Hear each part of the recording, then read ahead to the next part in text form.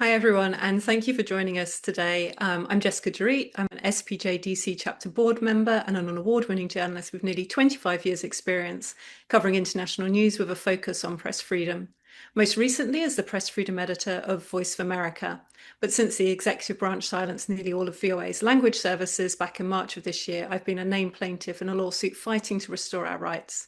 Today, though, I'm here as part of the SPJ international community to look at the challenges and experiences of media in exile. While people are joining us, I just want to go over a few things about how the webinar will run. The international community of the Society of Professional Journalists is a community of journalists who encourage press freedom globally. Our aim with these sessions is to make connections among journalists and press freedom experts around the world. Fairly simple format. The guests and I will have a conversation. While we chat, you can post questions in the Q&A option. You can usually find that at the bottom of your screen. And the co-chair of the international community, Dan Kabuski, will be keeping an eye on that.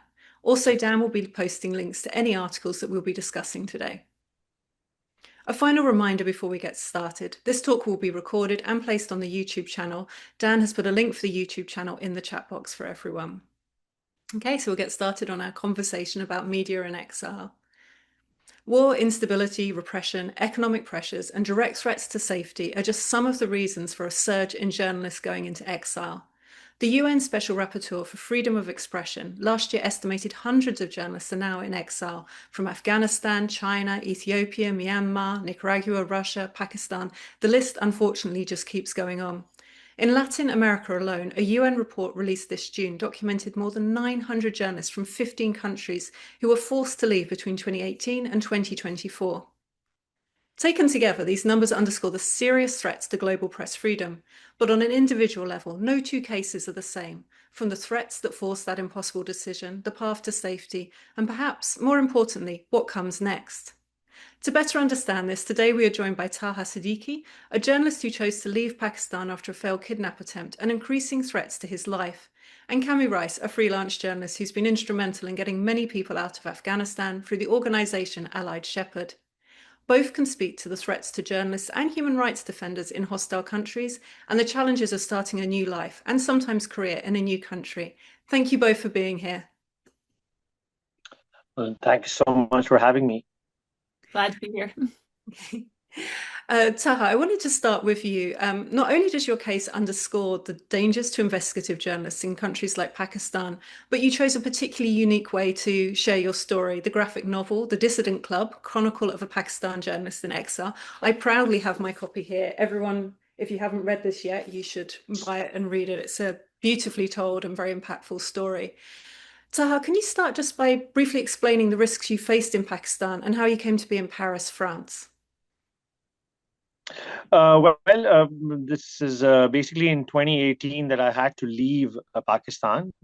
And that was after I survived an attempt on my life. In Pakistan, basically, I was reporting with the international media, and I was reporting on sensitive issues or topics that are considered taboo, mainly the Pakistan military and its sort of overarching presence everywhere in the country. And I was investigating this for the Western media. And for several years preceding to the attack on my life, I was receiving threats and was being told not to continue the way I was reporting. And then, in Pakistan, we have something called the enforced disappearances, which is an issue which is global and happens in several other countries. Also in Pakistan, we've had over 20,000 cases of people going missing in the last 20 to 30 years. Those people are usually put in secret prisons that are managed by the military, and many of them never come back. So I happened to be a victim of that kind of an attack. Fortunately for me, I managed to escape. And shortly after that, I was told that my name was on a kill list, and if I do not continue to censor myself or control what I write and self-censor, I would be targeted. And the next time, it would not be an attempt to kidnap and then decide what to do with me, but directly kill me. So in those circumstances, I had two options. I had an option whether I should, continue living in Pakistan and exercise self-censorship, or I leave Pakistan and exercise my right to free expression. And I decided to choose the second option, and I came to France because of my connections with the French media. I was reporting for France 24 as their correspondent, and that was that was 7 years ago in 2018. Then I had to move with my family to France. That's unimaginable, I think, for many suddenly Western journalists to understand. Also, just sort of the desire to keep reporting even when under those threats. I'm really curious if you could just tell us a little bit about how you came to put your story into that graphic novel format as well, which sort of is a very impactful way to really explain how you got to that point, what led you to journalism. Well, the idea behind the graphic novel was to sort of discuss, what happened before my exile. And the idea came from basically, some publishers that contacted me once I went into exile. Once I was here in France, I was contacted by some publishers who wanted me to tell my story because it was well covered in the press, because I was continuing to speak up. And they were like, why don't you like recount the story in an autobiography? So at first, I was thinking of doing a traditional sort of novel where with just texts, and then I showed the first sort of pitch and the synopsis to a friend of mine who was a journalist and a book writer and an author, French book writer and author, and he when he went through the initial pages of the story, the story that I wanted to tell, he said that my story was very visual, and he asked me if I had thought of doing it in a comic book or a graphic novel format. Of course, I had not, because I mean, but that advice really stuck with me, because as the book also mentions, when I was growing up, I had a very conservative religious environment, and comic books or any kind of these visual representations of humans were not allowed in my household, or are not allowed in very conservative Islamic families. So I thought that doing my autobiography in a format which I was not allowed to have access to as a child could be kind of an act of resistance for me. And also, I think that now that I have, like, in retrospect of writing this book, this graphic novel, and I've understood that the medium of graphic novels or comic books is very has a very wide range of appeal. The youngsters read it, the teenagers read it, the old people read it, and I think it's certainly because of this wide range of appeal that the book is now available in 5 different languages. Since it came out in French first, and the English version just came out a couple of months ago, and the idea behind the book was just to sort of talk about how I became a journalist, but also what were the different factors that went into making the person I was, who wanted to become a journalist. So it's like 35 years of my life before going into exile. And it's very impactful, and I completely appreciate, and I think it really comes through very strongly for those of you who haven't read it yet. That sort of resistance through freedom of expression through the artwork, I think, really comes through with the early on in the pages when you talk about the comic books that you read as a youngster before they were removed, before your family became a little bit more conservative. I think it's an incredibly powerful story and powerful medium, particularly to talk about some of the challenges. I'm going to turn to Cami quickly now, though. Cami, you've not just focused on getting journalists out of danger, you've faced numerous challenges in your work. Can you explain a little bit of some of the obstacles that you and your team face now trying to move people to safety from Afghanistan? Yeah, at present, I got into the work initially actually through some SPJ international community contacts, but it has expanded from there. And I think at the current moment, one of the biggest challenges is just the change in welcome in the US for Afghans. So Afghans who worked particularly with the US government or for NGOs, or are endangered in part because of their work for the US or for US partners, which includes France and other countries. So the pathways have continued to tighten over time.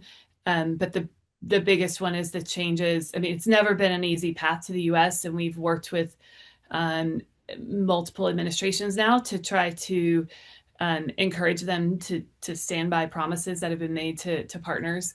But so it's not been an easy path at all along the way, but it's gotten more difficult since January and in months since then with the current U.S. administration's executive orders banning refugee entrance and travel bans, and so kind of at every turn it feels like even student visas are more complicated or not possible for Afghans and other people in danger around the world who had options for getting to safety. How does that affect some of the families you're working with on the ground? With the rules keep changing about how you can bring them here, what you can do. What does that look like in the day to day? Yeah, it's like, how do I summarize this? I guess to speak specifically of a family that is really dear to my team, he was a judge in Afghanistan and presided over trials of people who are now in charge of the current government in Afghanistan, which makes him really endangered. He's been in Pakistan actually for a couple of years, and because there are no embassies in Afghanistan, in order to process to go to any safer countries, you have to leave the country. But there are very few countries that Afghans can go to. And so they've been able to go to Pakistan, but you have to have visas to stay there. And Pakistan has had a number of deportation campaigns over the last couple of years, and it just keeps ramping up. And so at this point, it's pretty much impossible for Afghans to get visas to stay temporarily in Pakistan while they are being processed by other embassies and doing the interviews and stuff to get to a long-term safe place. So it's becoming this tightening situation that is kind of impossible on all sides. And that's like September. Yesterday was the day that Pakistan had announced that I think nearly all Afghans are supposed to be out of the country voluntarily, and if they aren't, but they've been deporting people all along the way. So even people who are just there to be processed to go to a safer country. So it's very complicated. Complicated and stressful for everyone involved, I'm sure. Taha, when you finally made a decision to leave, though, the actual act of being able to get out of the country, am I right in thinking it was a little bit more simple in terms of the logistics and the visa that you used to come out? And were you able to tell people in your family life or your friends, close friends, that you're making that decision to get on a plane and not come back? Well, there are two parts of this question. The first one I'll address about whether or not I could tell my family and friends. When I was leaving Pakistan, I decided not to tell anyone that I was leaving Pakistan because I was afraid that I might be targeted for leaving. So what I told everyone was that I used to live in Islamabad, and I told them that I'm moving back to Karachi, where my parents' house is, to pretend that I'm going back to my roots, or sort of like taking a break from Islamabad, which is the Pakistani capital. And until the last moment, even because after the attack, it was very strange that the one aspect or one element of the Pakistani state that was trying to kill me was the Pakistani military, but at the same time, I had police protection. So the police that was accompanying me to the airport did not even know where I was going. And when we arrived at the airport, they were like, yeah, this is the domestic side. And I was like, no, we have to go to the international side. And they're like, but why are you going to the international side? And that's the moment when they understood that I was leaving the country. But then the whole process of going through the immigration, etc., there was no trouble, because I think I informed the authorities very last minute, or the authorities got to know very last minute that I was leaving Pakistan. But before making that decision was very, very difficult, because a lot of people told me that if you leave Pakistan, you're going to be a nobody. You have your career here, you have your family here, you have your friends here. You've like built a whole, I'd been reporting by that time. I'd been reporting for 15 years in Pakistan almost. I had like contacts. I had several news organizations I was working with, different, France 24. I was reporting for the New York Times. I was reporting for The Guardian, etc. So I was doing a lot of work in Pakistan and focusing on this region, and it was my expertise. So everybody said that, if you go, you will have to start from all over again, and might as well just live here. Put put your head down a little bit, stop irritating or annoying the military, and they'll let you live. And I said no, but I don't want to live a life like this. I don't want to live a life where I'm not living on my own terms and on my own condition, on my the way I want to live and the way I want to freely express myself, especially as a journalist. So I decided that was the time when I had to decide where to go and where to head to. And so what I did basically was, I wrote to all my international contacts that I had in different embassies, in different journalistic organizations, in press organizations.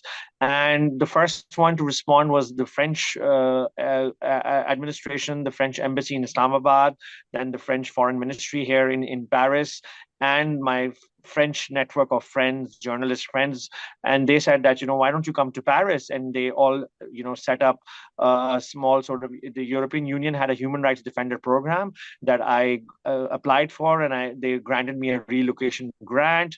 Plus, the embassy in Islamabad, the French embassy in Islamabad told me that if you wait for an asylum visa, it will take forever to come. It's very, very complicated. So what we will suggest that you go on a tourist visa. And once you have this tourist visa, you come to France, you land in France, and then you can apply for asylum. So I went through all of this process of basically choosing, France because of that. Then the French embassy helping me out, and then once I arrived here, then basically, even then the Foreign Office was helping me out. The European Union Human Rights Defender Fund, that really helped me out. There was the Reporters Without Borders.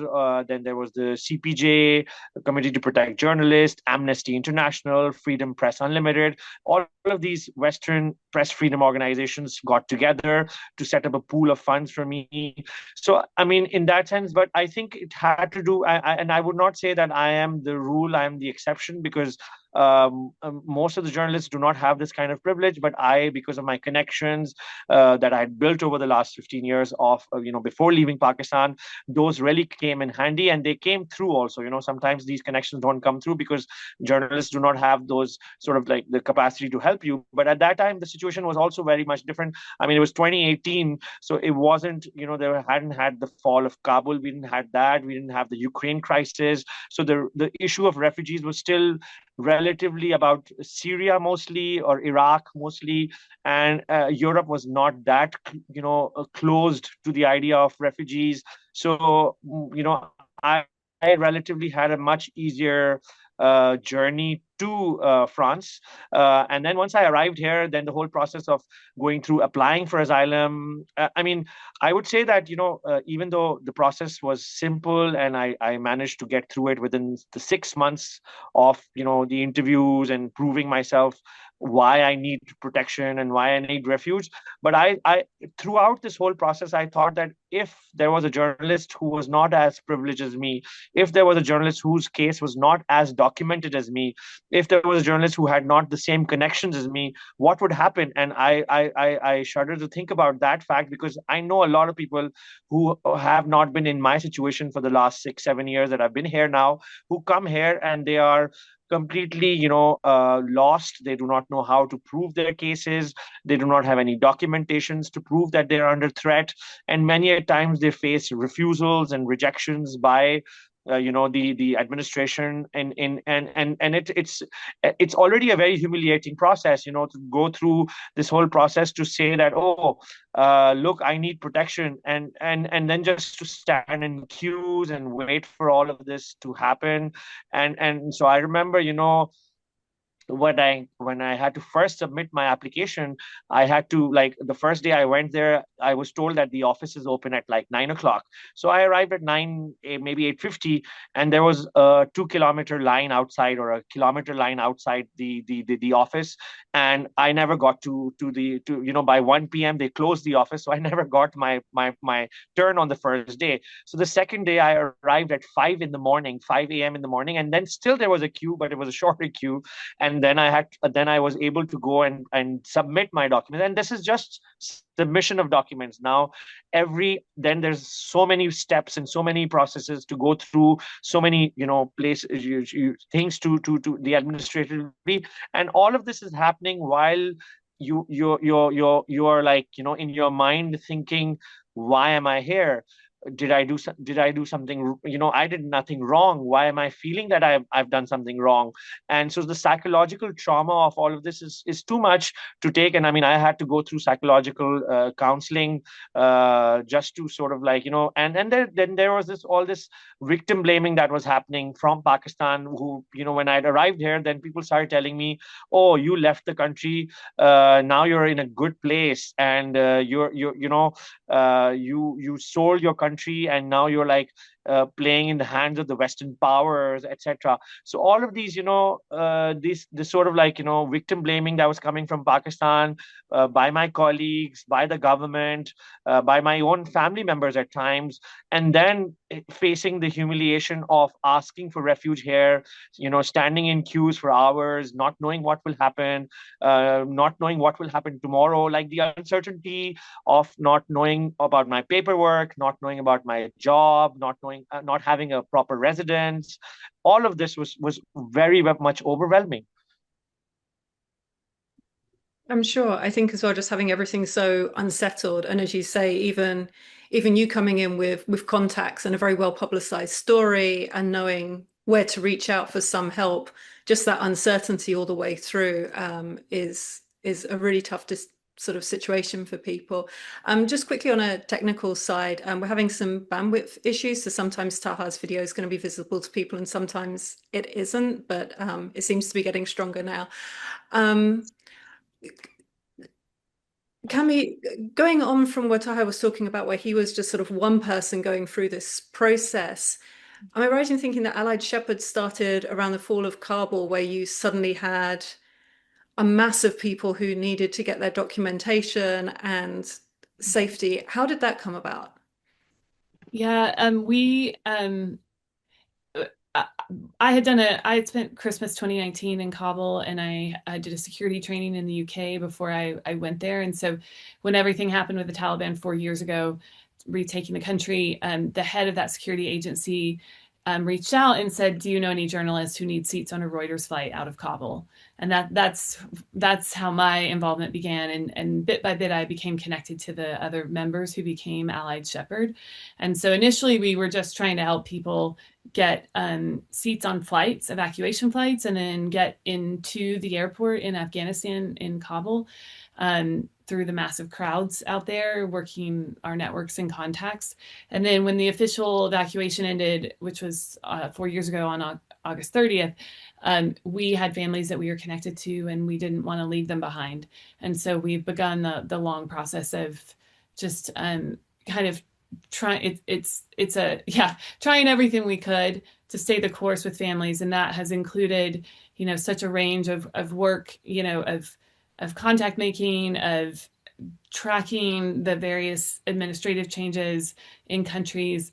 And much of what Taha said, it's how to have documented evidence that you have been endangered or will be endangered. And I have a friend in France we're working to get her sister, Afghan sister, who's still in danger in a neighboring country to Afghanistan, to safety. And she'll need to apply for asylum. And she's worked as a lawyer. Female lawyers are highly endangered. And she's worked in the media. She's done a whole lot of things. But to have evidence of why she is so endangered is really difficult to quantify in a way that can satisfy immigration courts and those who decide asylum cases. And even just recently, we were working with the Brazilian government to prove that a family we're working with had applied for some documentation that they haven't been able to get. And they're like, well, can you send us any evidence? I mean, basically we have text message exchanges to show all the effort they've made to get this document that has been promised but not supplied to them. But it's and in the day and age of AI and all kinds of fake documentation to prove, to have documentation that's irrefutable, that's definitely trustworthy is in many ways more and more difficult, because there are bad actors out there who are seeking to cheat the system. And so the honest people who just need help, it's really complicated for them. I'm sure, and I guess there's also that feeling of like the clock ticking, both for the people you work with and Taha, also with your sudden urgent need to leave Pakistan. But for all the complexities of making the decision to leave and then leaving, that's kind of just the start. What happens next? And can I stay with you for the minute? If you can just talk about when you've managed to get those documents, when you've managed to get the people into a safe country that will take them, what happens next? Do you just say, there you go, good luck? Or are there efforts to try to create resources and a community around them? Yeah, I think when my team started, we were like, we don't do resettlement, but we want to have, because at the time, once people got to the US, there was a lot of support for most families through resettlement agencies and stuff. And so, we're not going to abandon people at any point, but it's kind of like we can't be specialists in everything. And so we need to let, and the same in I'm based in France, so that's why I reference France quite a bit. There are organizations and government agencies and processes that are work better sometimes than others, but there are systems.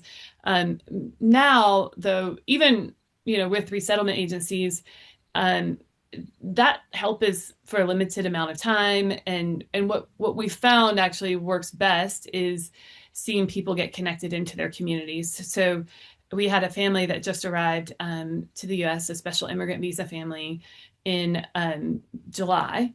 And we were able to connect them to a bunch of local contacts who have very much supplemented what the resettlement agency will do for them, and have created, a real community around them. And that is massively important in what they're resettling. They've arrived with like 2 suitcases each. They're starting from scratch. They have no money because this is an Afghan family, unable to work much the last 3 years, 4 years. It's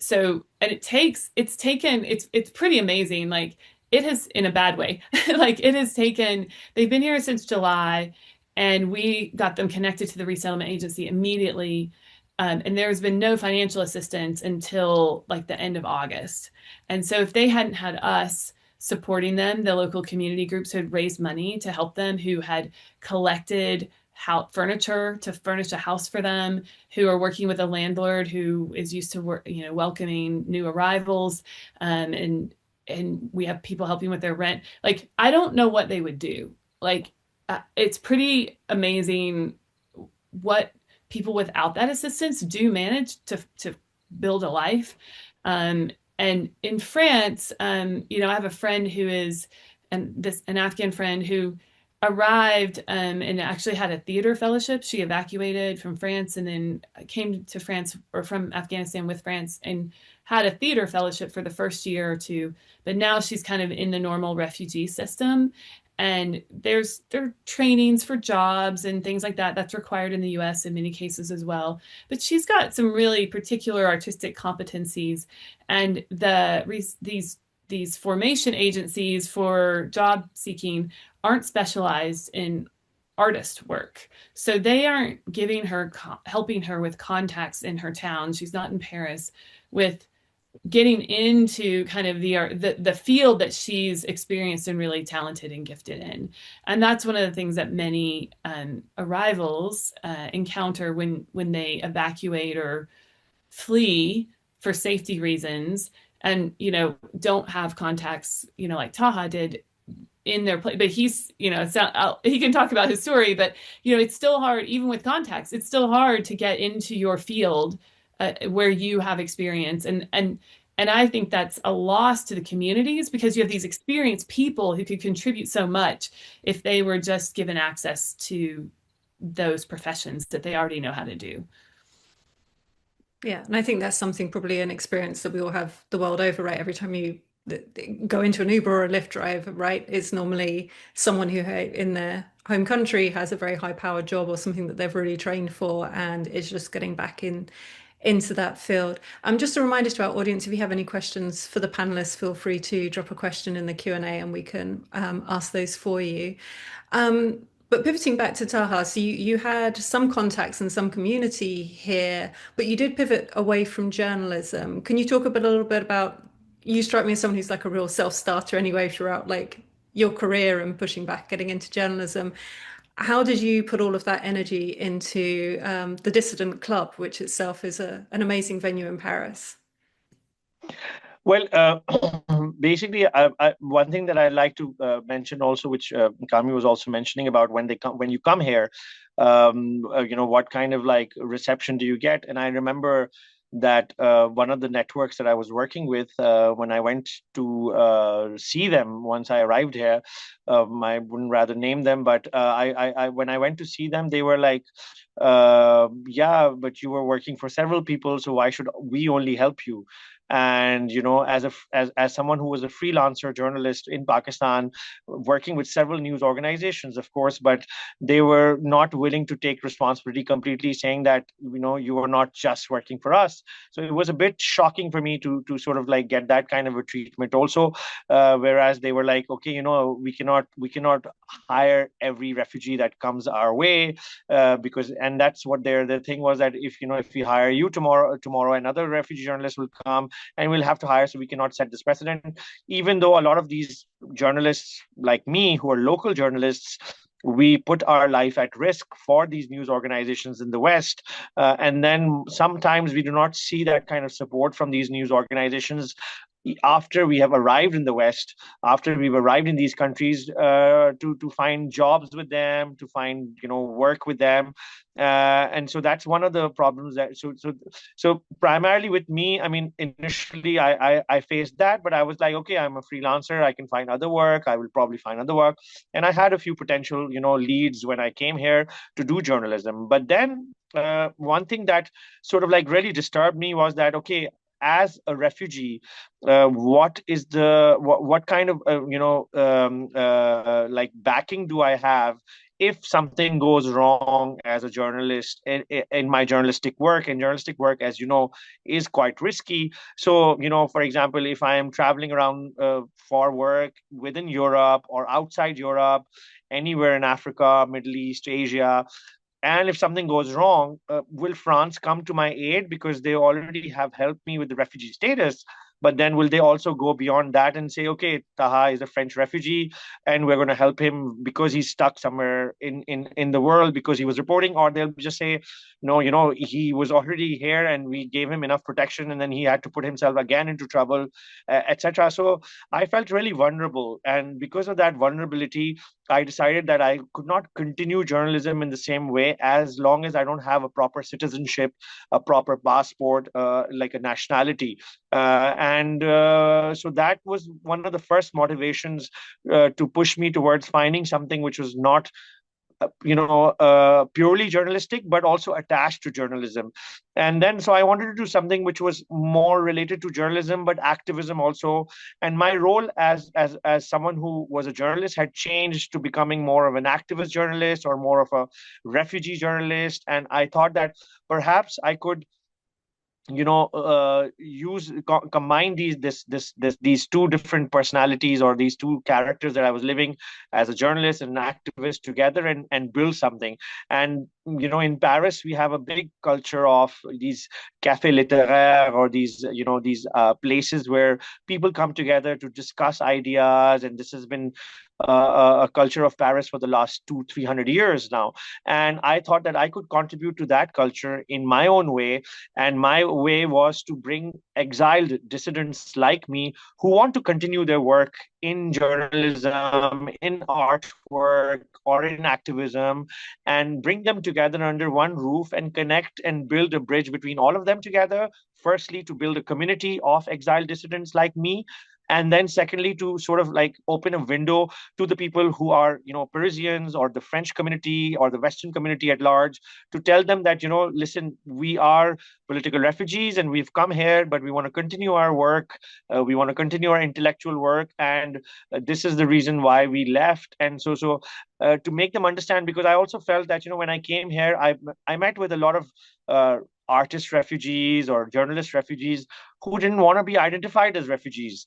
There was a stigma, there's a stereotype with the word refugee attached. So, that's why I was like, okay, let's call ourselves political dissidents and exile dissidents. So we are like, and that's what the Dissident Club does offer.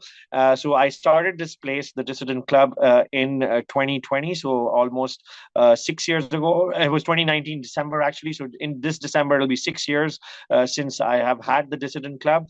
And the idea was to sort of, showcase the work of exiled people like me. So we do a lot of exhibitions, we do a lot of book talks, we do conferences, we do performances, and the focus is always some kind of social, cultural, or political angle to whatever events that we do. And in the last 6 years almost, I've built a community of I on my personal side, I have over 120 refugee journalists, activists, academics who are part of the network. We've held over 300 events in the last 5 years, focusing on these kind of activities. And the idea is to sort of build a kind of a community that I've been able to build in France, in Paris today. If I can just jump in, yeah, I think what Taha said about the term refugee, is really important, and even part of the education that we as journalists can do in how we cover stories. I had worked, in the U.S. before going to France with ESL, English as a Second Language programs, but and so with people who've arrived as refugees in the U.S., it was really interesting to be working with people who were becoming refugees as I worked with Afghans, and have people leaving, actually very middle class or upper class people in Afghanistan, leaving great homes, jobs, very professional people who then are reduced to a suitcase that you're able to take as you flee the country, and that then you arrive and you look, we have these images of refugees as poor people who've arrived and are just begging on our good graces, but that is not that is not who people were before they had to flee. And I think it's very hard for the general public who hasn't gotten to meet people directly to see people as their whole selves before they kind of had to travel with next to nothing. And a friend of mine in France commented, which has stayed with me, and I haven't gotten to plumb the depths of this, but like how his grandparents had to flee during the war, the world wars, that Europe even is a country where internally people have fled and were war refugees and fled with nothing. And so why do we think of refugees in today's world as something different? And I think there is the term refugee kind of erases people's professional and other status that they held, and we forget about it. And I think it's so hard for the general public who hasn't gotten to have friends who are refugees or work in that space to really have any concept of what it takes, and actually the courage and bravery it takes to move and flee and start from scratch. I did that in France, but I did that to go study French, and I arrived with my 2 suitcases, but I had a country I could go back to safely, and I still had people who welcomed me, gave me some stuff from my little furnished apartment, and we all need help when we arrive somewhere from scratch. People do it the world over, but so there's stuff to wrestle through there of how we welcome people and how we're all in need. And so it's not just refugees, but when you get the title expat, you sound like a different person than a refugee. And it's even just in the terminology of how we talk about things is really important. No, I can understand that, not reducing to labels. And I think the idea behind the Dissidents Club of giving dissidents a voice too is really powerful. Taha, I don't know if you wanted to speak more about that and the kind of community, how it's connected with the exile community and the French community where your bar's set. And then we can go to a couple of questions coming in from the audience. Yeah, no, I just wanted to say that I think there is a big role of the way the media, the especially the Western media, and especially the more popular mainstream media in the West, shapes this narrative about refugees. The thing is that for the last many years now, the idea is that the refugee is someone who is sort of like crossing the Mediterranean in illegal boats, and is being used by the smugglers and exploited, or is somehow cheating the system or whatever. And I think we've forgotten the fact that at the root of all of this, the right to free movement is a fundamental right to everyone. And I think, today, for example, I mean, yes, there are war-torn areas, but like someone was mentioning to me the other day, I mean, it was a very racist comment, but because I run a bar, so I see all kinds of people. But they were like, people are coming to Europe from places like Turkey. What's wrong with Turkey? There's no war in Turkey, but like there are issues in Turkey, or there is an issue in Pakistan. There's no war in Pakistan for that matter. And I think there's this a lot of stereotyping that has been done by the mainstream media, in the sense that, oh, a refugee means a certain type of person, with a certain sort of background, even though it's a very diverse sort of field, or diverse kind of people. And I mean, now, like for example, one thing that we're struggling with in Europe that I see is climate refugees, for example.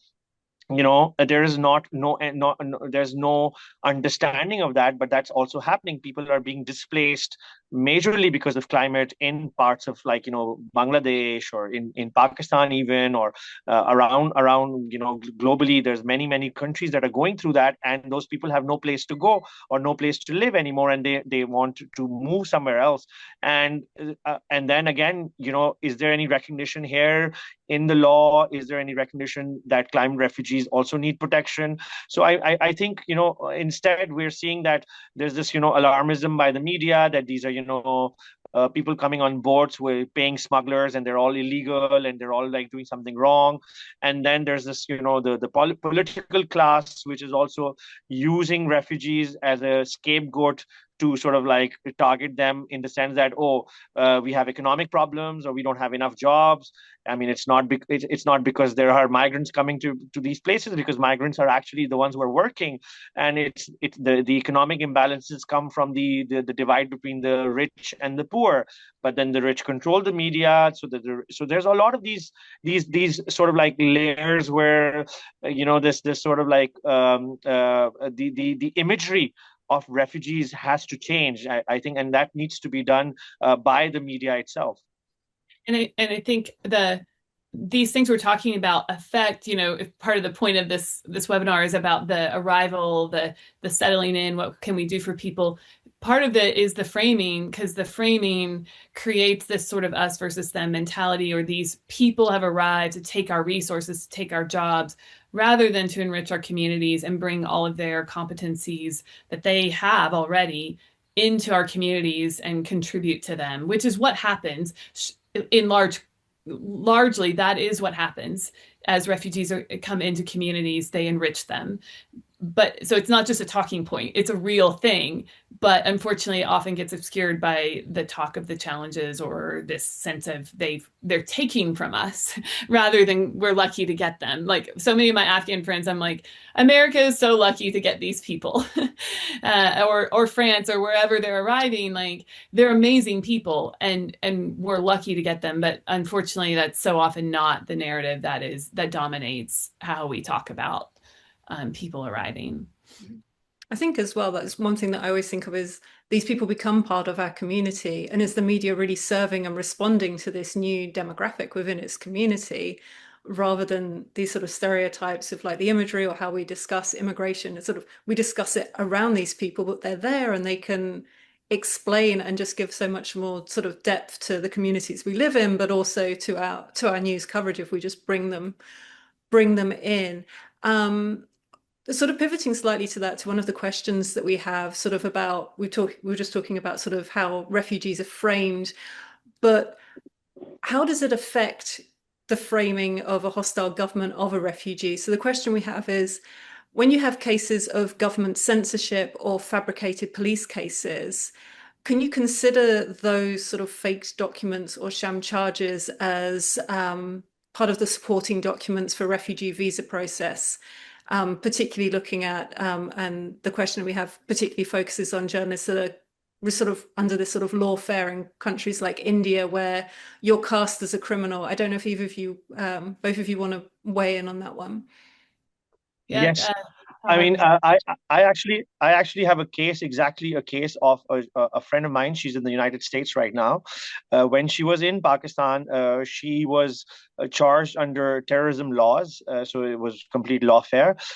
She's an activist, and a journalist, and I mean, and she's very well known in the country. But when she arrived in the U.S., she had to wait for several months for her processes to be cleared up.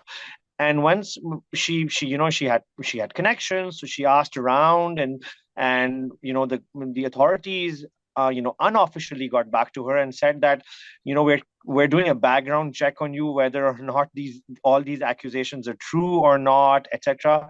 So the government is like looking at all of this, and I mean, it was evident that these were cases that were fabricated against her to sort of like control her, or to put her in prison in Pakistan. So I know of this one particular case. I know of other Baloch activists from Balochistan, or journalists from Balochistan, who've been ended up in Canada or in the UK. Again, a lot of times their cases would be pending for months and months, and we would get no response from the government, from the authorities. And when we would investigate or inquire, or through other unofficial means, we'd find out that it is because they are suspicious. And some of the times, sadly enough, there are people who, like, I know of a particular case in Canada of one of my fellow journalist, activist, Baloch activist, who was interviewed, or who had this in his interview, had a Pakistani Canadian sort of like sitting there and interviewing him, and then sort of like not believing him, and sort of thinking that he's probably some kind of a separatist terrorist, or is involved in terrorist activities. So I think this happens a lot. And I think the governments in the West need to again, understand what lawfare is, and how this is used against journalists, activists, academics, politicians, and need to sort of like because laws, in Pakistan, countries like Pakistan, for example, and in Turkey, I know also the same thing happens, or in Iran it happens. There are these countries that use laws to suppress freedom of expression, to use laws to suppress freedom of press, and then the Western standards of those laws are very different. So I think this is a very, very important point, and a very relevant point when it comes to journalists. In my particular case, I was also charged with counterterrorism in Pakistan, but while I was in Pakistan, the charges were dropped. Because I fought it in the courts, and so that was before all of this happened. And I think because I fought it in the courts, and I got relief from the courts, and the courts overturned those charges, that I did not face that trouble here in France. But yes, it could have been my particular case also. Yeah, it's a real problem for Western countries. I think they need regional experts for all of these places to understand the forces at work. A family that we're connected with, Afghan family who's in Pakistan, in order to go to a country who's willing to receive them, one of the documents they have to supply is a criminal background check that they have to get from the Afghan embassy, which is now controlled by the government that is seeking to kill them. It's nonsensical. But like, you understand why the receiving country wants to follow normal visa processes, which that's not unreasonable. You have to get background checks for things to prove you're a good person. But to ask that of the country where the person is knowingly fleeing from and trying to stay safe from, and so the normal processes don't fit in those situations. But how do governments adjust to recognize that? And also, yeah, so it's really it's a real problem that needs a solution. And it's really complicated. It is just I sort of think navigate. Go on, please, Taha. I think the thing is that I think what we need to do, or Western governments or the governments that welcome refugees, they need to do is that they need to have a qualitative sort of like assessment also. They cannot just and that's why this sort of like in France also, the bureaucracy sometimes can be so much overwhelming that someone who already we already know that this person deserves this, and qualitatively speaking they do, but quantitatively speaking they don't have the right documents, or they don't have all the proper documents, and just because the form says that you have to fill this out, and you have to submit these documents, they get stuck, and this happens a lot. Mm-hmm. And I think that's a really sort of actually a wise point as we start to wrap this up, that if by listening more to the people who have been through this experience and work with it, that governments and the support groups can find better ways to sort of try and ease some of the complexities. We're going to go to our final question now, which is a tradition within the international community. So I'll go to you, Cami, first, and then to Taha, which is, what does a free press mean to you? And the $1,000,000 question. I think that I want to start, or want to answer this by saying I think a free press is incredibly important, but I think it's also on the press to maintain our freedom, and that part of the way we do that is by being above reproach in terms of how we report, how we cover things. There's a lot of, at least in American press, slide into commentary that is presented as reporting that isn't just the facts, and it's creating this lack of trust in our government or in our media. And so I think in order to maintain, it's partly the government's job to maintain a free press, but it's also on the media, on the press, to maintain our freedom. And I think there's work to be done. There is a lot of critique against the mainstream media these days. Some of it is really warranted. And we need to, as a profession, kind of hold ourselves to account better than we have been and better than we are right now. Absolutely. And Taha, the same question to you. Why does a free press matter? I think, I mean, a lot of people repeatedly have asked me this question as to not just why free press matters, but something related to that. This is that, why do all this journalism when you have so many threats, or when you have these risks? Why don't you do something else? And I'm like, you're asking, why are you asking me this? Why are you not asking the person who threatens the free press? Why do you not ask them, or the governments? And I think we should pose that question to the people who threaten free press, as to why free press matters, because they're the ones who are causing this problem. Because at the end of the day, for me, I mean, I am just doing my job. And for me, journalism has always been a job that I like to do and I wanted to do. And why did I wanted to do it? Because I think that it helps inform people, and if people are informed today, and they're informed with good information, they can make good decisions, and if they can make good decisions, we will have a good democracy. And I think that's how it's all connected, and I think that's why a free press is very much important. Absolutely. I think we're starting to close up today. I know we're still having some few questions in, and I think as we've just touched like the very tip of the iceberg, really, with just what is happening with the sort of number of journalists going into exile, what can be done to help them, and particularly, and I know we had one last question about this that I feel we'll find time to come back to another time, about some of the things that we're seeing in the US, particularly with Latinx journalists who are now at risk of deportation in the US, with the current deportation wave that we're seeing here, but all important questions that as journalists or the media community we should be looking at and supporting our colleagues through this time. But I think that pretty much brings us to the end of the program today. Cami, Taha, thank you so much for being with us today, for sharing your insights. I'm sure we'll hope to host you again on the international community, especially Taha, to speak more about the Dissident Club graphic novel. Thank you so much for being here, and thank you to our audience. Thank you so much, Jessica. Thank you. Thanks.